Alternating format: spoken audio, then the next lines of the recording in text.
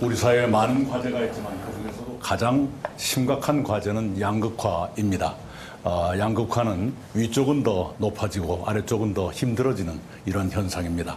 이 제동을 걸지 않으면 국가 전체가 위태로워질 수도 있다는 그런 문제의식을 가지고 있습니다. 이 양극화를 완화하기 위해서 저는 위쪽은 토지 공개념 3법, 토지 독점 규제법이라고 부릅니다. 그것을 헌법에 맞게 완화한 그런 조정한 법안을 국회에 냈습니다. 그리고 아래쪽으로 너무 떨어지지 않게 하기 위해서는 신복지 제도를 준비했습니다. 삶에 직결되는 8개 분야에 우리가 인간답게 살 수 있는 모든 기준들을 정해서 그걸 국가가 보장하도록 하겠습니다. 이에 대한 박용진 후보의 생각을 여쭙고 싶습니다. 토지공개념 3법, 지난번에도 저하고 우리 이낙연 후보님과 1대1 토론을 할 때도 제가 좀 한번 질의를 한 게 있습니다. 이게 시장 대결주의로 가서 계속해서 실패를 총리 시절에도 계속 하셨잖아요. 그러니까 이게 지금 나쁜 놈 잡자, 뭐 이거는 좋은데 지금 문제는 우리 국민들에게 내 집 마련의 한 채, 그리고 집을 소유하거나 사기도 어려운 조건에 있는 분들에 대한 그 주거 지원, 이거 어떻게 할 거냐가 가장 핵심 아닌가요? 그것 때문에 저는 울퉁불퉁한 우리 국민들의 삶, 그러니까 내 집 마련이 필요한 분들한테는 좋은 집 충분히 공급하고 가치 성장 주택으로 내 집 마련을 할 수 있는 사다리를 만들고 또 임대, 주거 지원 이쪽을 좀 강력하게 확보하자, 이런 삼박자 정책이거든요. 근데 지금 나쁜 놈 때려잡자, 이거는 적극적이신데 다른 면에서 조금 그 부동산 정책 중에서 주택 정책은 따로 있습니다. 토지공개념 3법은 우리 자산소득 격차를 더 이상 커지지 않게 하기 위한 일종의 사회정책입니다. 개인 소유 토지의 77%를 10%의 개인이 가지고 있습니다. 법인 소유 토지의 92%를 10%의 법인이 가지고 있습니다. 이것은 누가 봐도 병적입니다. 이런 현상이 점점 심해지고 있는데 거기에 제동을 걸어야만 됩니다. 거기에 제동을 걸기 위한 최소한의 장치가 토지 독점 규제 3법 입니다. 그것이 바로 주택정책은 아니다. 그리고 주택정책은 좀 이따 따로 말씀드릴 기회가 있을 것입니다. 그거에 대해서 특별한 정책이 없으신 것 같은데요. 자산소득의 양극화를 어떻게 막을 것인가?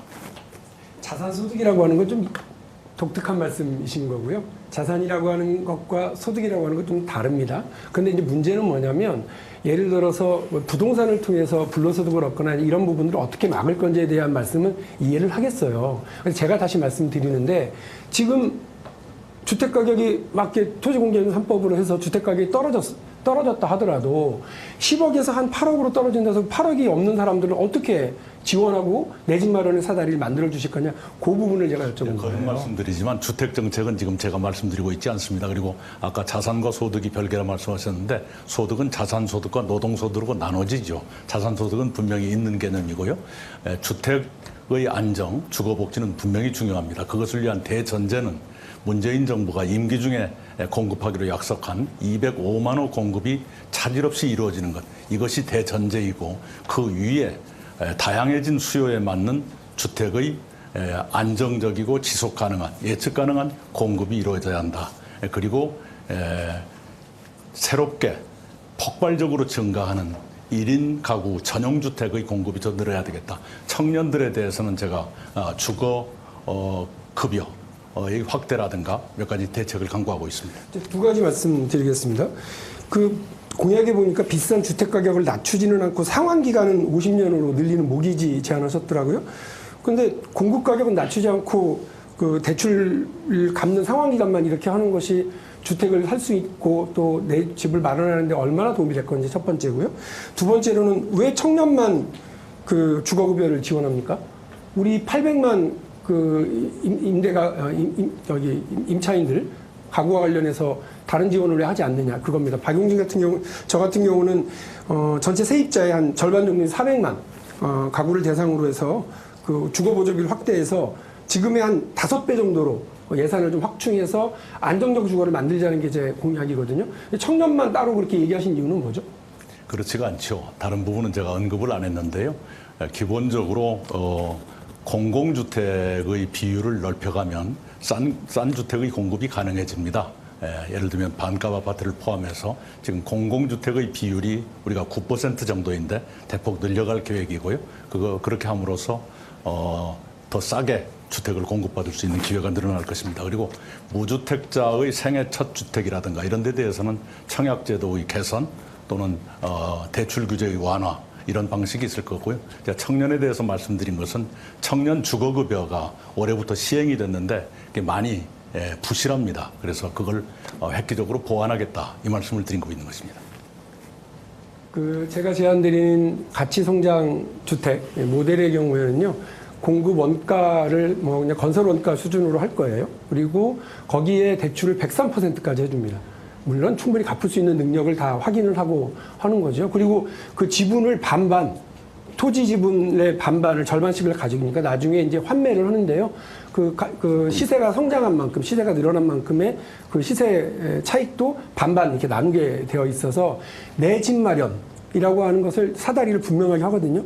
요즘 말하는 이제 전세가 그런 사다리 역할을 해주고 있는데 공공분야에서 이런 걸 하자는 얘기입니다. 근데 제가 계속 지적드리는 건 내 집 마련에 대해서 공급은 하겠다, 공급은 많이 늘리겠다고 얘기를 하시지만 요즘 뭐 집값이 보통 비싼 게 아니잖아요.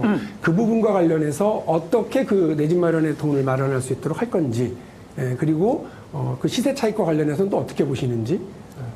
제가 어제 이미 그 SNS를 통해서 또 하나의 아이디어를 공개한 게 있습니다.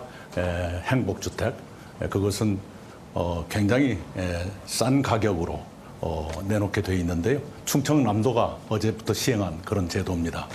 16평이 보증금 3천만 원, 20평이 보증금 4천만 원, 25평이 보증금 5천만 원, 그리고 월세가 9만 원, 11만 원, 15만 원.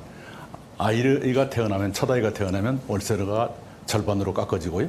둘째 아이가 태어나면 월세는 아예 면제해드리는 그런 공공주택을 1년에 20만 호 정도를 짓는다면 출생률 제고 그리고 신혼부부의 주택 문제 해결, 일거양득이 되겠다 하는 그런 생각을 갖고 있습니다. 제가 또 말씀드린 거, 그 주거 지원 정책 있지 않습니까?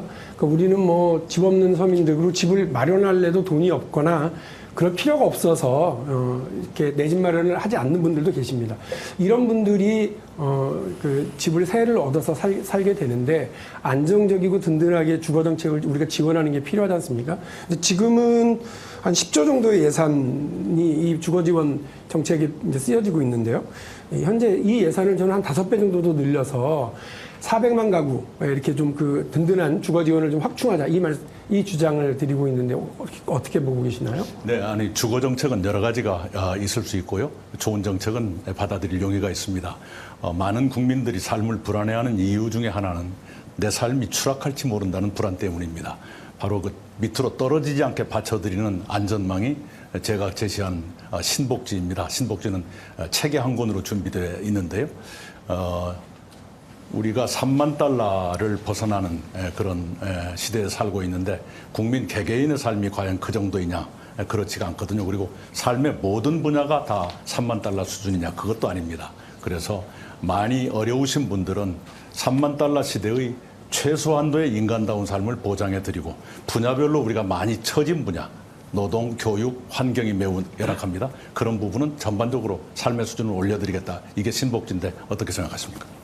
근데 신복지 계속 같은 말을 반복하고 계시는 것이어서 책이 한 권이라고 그러는데 그 책 한 권을 저한테 좀 보내주시면 좋겠고 이제 구체적인 정책적 제안을 본 적이 없어서요. 이제 하나 더 제가 이제 우리 자산과 관련돼서 자산 안국화와 관련해서 말씀을 드리는데 제가 국부펀드를 제안드리는 걸 기억하실 겁니다. 우리 국민들 개개인이 이제 재테크를 하듯이 국가도 재테크를 해서 자동차, 선박, 이렇게 반도체를 팔아서 수출로만 먹고 사는 나라가 아니라 국가의 부와 자산을 통해서 오히려 돈을 벌어들이는 그런 구조를 만들어가자는 말씀입니다. 그리고 여기에 우리 국민들도 자산 성장의 사다리를 만들어 내는 거죠. 국부펀드의 적립형 계좌를 열고 이렇게 하겠다는 겁니다. 근데 여기에 가장 큰 핵심은 이낙연 후보님, 이재명 후보님, 정세균 후보님이 이 세금으로 국민들에게 일정한 기회를 그 기본소득이든 기본 자산이든 미래시장 통장이든 후보님 50초가 예. 다. 예. 네네. 국부펀드도 그 아이디어는 바람직한 방향이라고 생각합니다. 단지 안전성과 수익성을 어떻게 확보할 것인가 그것을 기준으로 검토를 해보겠습니다. 그리고 지난번에 우리 두 사람이 토론할 때 신복지에 얼마나 돈이 들어가느냐 하는 질문을 주셨는데요. 전문가들에게 부탁해서 검토해 본 결과 최저 기준을 일단 설정하기 나름이겠습니다만은 현재 상태로는 한 1년에 22조 정도면 되겠다 하는 답을 얻었습니다. 근데 아마 국무총리를 하셨으니까 잘 아실 텐데 우리나라 전체 예산 대비 복지 예산이 지금 OECD 한 절반 조금 넘는 수준 아니겠습니까? 근데 그 나머지를 OECD 평균이랑 맞춰서 가는데 들어가는 돈이 얼마냐면 160조가 더 들어가요. 그 22조가 어떻게 나온 돈인지 모르겠습니다만 사실 우리가 지금 그 저출산 고령화 시대로 가고 있기 때문에 가만히 있어도 복지 비용은 더 많이 들어가긴 할 겁니다만 지금 신복지라고 하는 내용으로 가신다고 한다면 그거는 이전에 OECD 평균 수준을 훨씬 뛰어넘을 텐데 22조밖에 들지 않는다? 그렇지가 않죠. 그렇지가 않죠. 네. 우리가 아까도 말씀드린 대로 1인당 국민소득 3만 달러 수준의 국가에서 인간답게 살기 위해서 최소한도로 필요한 것이 어느 정도냐.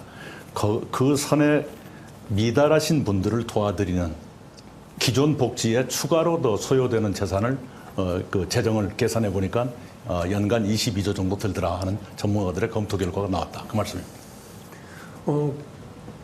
제가 마무리 말씀을 드려야 될 것 같은데요. 국부펀드에 대해서 우리 많은 후보님들이 조금 적극적으로 같이 고민해 주셨으면 좋겠습니다. 그를 통해서 우리 국민 자산 5억 성공 시대를 열 수 있는 방법이 있고 작년에 노르웨이 국부펀드에서요 무려 정부 재정의 20% 그리고 우리 돈으로 40조를 투여를 했었던 적이 있습니다. 국부펀드를 통해서 나라도 부자로 국민도 부자로 그래서 자산 양극화 시대에 우리 국민들에게 새로운 삶의 기회 그리고 내 삶을 계획하고 준비할 수 있는 그런 기회를 여는 것이 좋겠다는 것이 제 제안입니다. 네, 노르웨이는 산유국이어서 우리하고 좀 사정이 다르긴 합니다만은 그러나 가능한 것이 있다면 뭐든지 받아들일 용의가 있습니다. 양극화를 완화하는데 지혜를 모으겠습니다.